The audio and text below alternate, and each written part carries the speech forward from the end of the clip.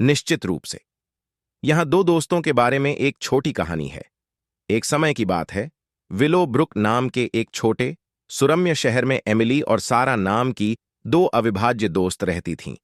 वे kindergarten से ही सबसे अच्छे दोस्त थे और उनका बंधन समय के साथ और भी मजबूत हो गया था।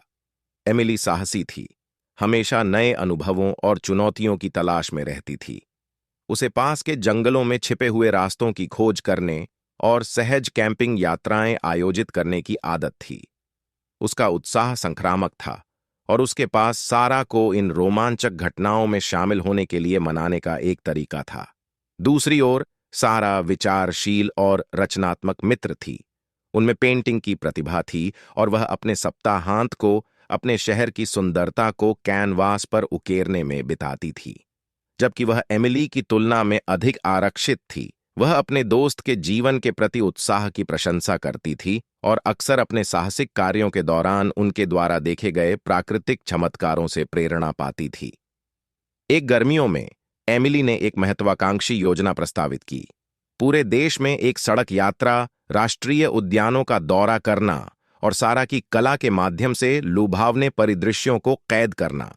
सारा पहले तो झिझक रही थी, अपने आराम क्षेत्र को पीछे छोड़ने के बारे में चिंतित थी, लेकिन उनकी दोस्ती में एमिली के अटूट विश्वास और उनके साझा अनुभवों की शक्ति ने उसे छलांग लगाने के लिए मना लिया। उन्होंने अपना बैग पैक किया, एमिली की भरोसेमंद पुरानी कार में सामान भरा और एक ऐसी यात्रा पर निकल पड़े जो उनके जीवन को हमेशा के लिए बदल देगी।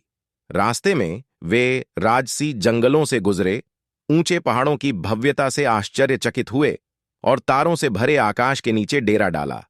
सारा की पेंटिंग्स ने हर पल को खूबसूरती से अमर बना दिया और एमिली की साहसिक भावना ने ऐसी यादें बनाईं जिन्हें वे हमेशा संजो कर रखेंगे।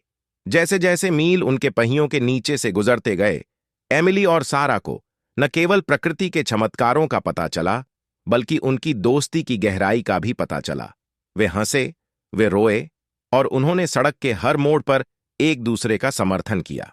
जब वे विलो ब्रुक लौटे तो दुनिया को एक साथ देखने के बाद उन्हें अपने गृहनगर की सुंदरता के लिए नई सराहना मिली। सारा की पेंटिंग्स स्थानीय दीर्घाओं की शोभा बढ़ाती हैं, जो उनके साहसिक कार्यों